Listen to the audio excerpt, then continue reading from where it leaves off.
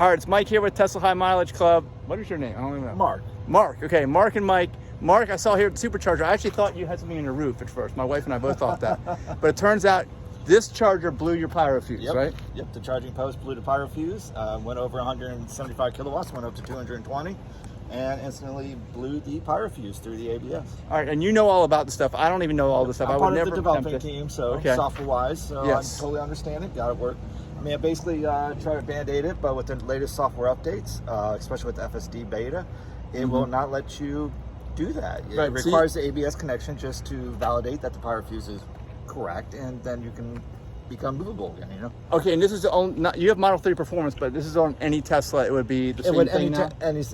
Yeah, they would all be in the same circumstance. Okay, so, but the issue is the charger here this post. overcharged your car, basically at too high of a rate, blew the fuse, and then you got stuff out of here. I got the whole car gutted because being on a developing team, I'm constantly,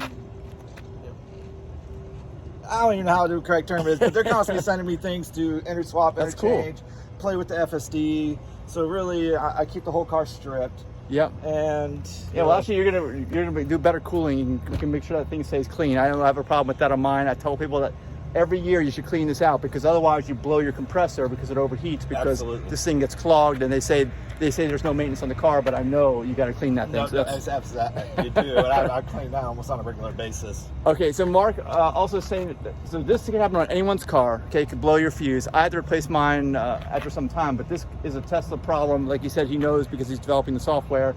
It overcharged, and then the pyrofuse is back here. It's underneath the Penthouse, which the Penthouse is covered up right now because I just reinstalled you took the back seat off, and then over here, I don't know if you can see what's going on. Yeah, and you're required to have the Penthouse cover on because it has to find the ground. Let me get a light. Let me flip around. Like two minutes. All right, so Mark's gonna maybe take the Penthouse cover off. You were telling me that it's under this cover, and it has some specialty fasteners on here that you have to have certain tools for, right? Correct. And then if some of these fasteners aren't all in, when you go to run the car, it has a fail-safe and it won't let you run the car because of that. It has to have a specific resistance value in order to detect that the actual Penthouse cover is installed and is grounded properly. That way there's no contacts or any leakage or any type of nothing's situation gonna go wrong. that can enter into the Penthouse, which is the entire battery cover, which it's the management system of the battery. It's all underneath this cover. Nice. Are all Teslas like this? Pretty much all of them, yes. Okay. The only difference is the Roadster. The Roadster has more of a different because theirs is obviously in the back built up high where not the same. 3X, Y, they're all pretty much the same. But the pyrofuse on the S is actually underneath the vehicle, where the X and the Y they're up. Accessed by pulling the rear seat out. Yeah. All right, so here's your fuse. These are the pyrofuses.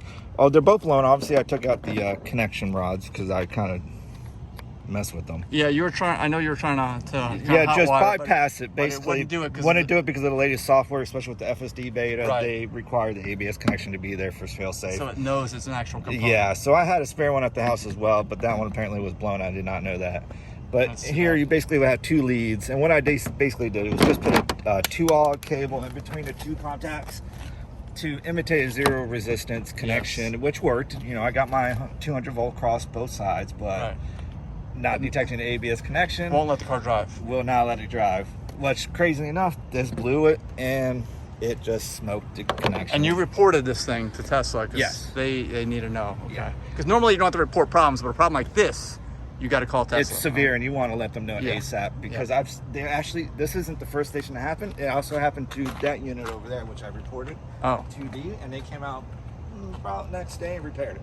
Okay. Removed the whole thing, replaced the wiring. And this is a newer facility within the last year, I think, because I know. Yeah, it's about 6 months old now.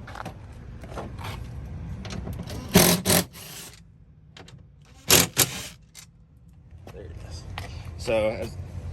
They call it a pentalope, but it's a specialty type driver that only works on these. Well, this is it's like a 7-star, but it's an awkward type degree, so it only works on these. They know what your average Joe or Jane. No, not at all. Which I've been in here several times because there's a bunch of things that we want to alter when it comes to the FSD. Yeah, and you drive a lot. You're saying this car's a year and a half old. You got almost 100,000 miles on it. Yep. So why do you drive so much? just to test out their products. Oh, really? Just to test the I product. mean, they give me something new to try and say, hey, what's it, you know, what's the liability? How's it, and how's the durability? And I go through it all. I report the findings, and they're happy to swap things out for me. I mean, within the first 3 months of this car, I blew the motor for them. Oh my gosh. And they drove fast for a long time. Well, it wasn't fast. It was, I actually found a flaw in the motor, and I had another one. I had an engineer from Netherlands come and check it out, and they had to keep it for over a month just to analyze the fault in the motor connection itself. Oh wow. Which was pretty surprising. But hey, you know, to me and to them, it doesn't matter. They gave me all the free parts I need. Got a new motor out of it, which really didn't matter to me, but just the fact that I found a flaw surprised them. Right. And they wrote me as in the books that I am number 5 of finding a flaw in that. So this is the Penthouse cover that reveals the inside. Here, So all battery components and management in here. yeah, so that's Right why in everything's this- sealed and covered so it can be maintained being waterproof and so forth. Everything that's high volt is covered. This obviously goes to the charger port. You got terminals with contact relays, which are covered because obviously 400 volts could be very lethal and deadly. This is where the pyrofuse goes. Mm-hmm. And as you can tell, I picked the 2 cross members and a 2-aught cable, crossing it to equal 0 resistance. To trick it, it did, but not find the ABS connection. It wasn't too happy. Yeah. So, and this is the heart and beauty of the battery. Nice.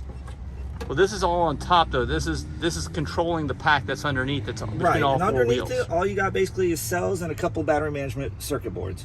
Okay. But they all come up in this direction to communicate, balance, get instructions what to do, and so forth.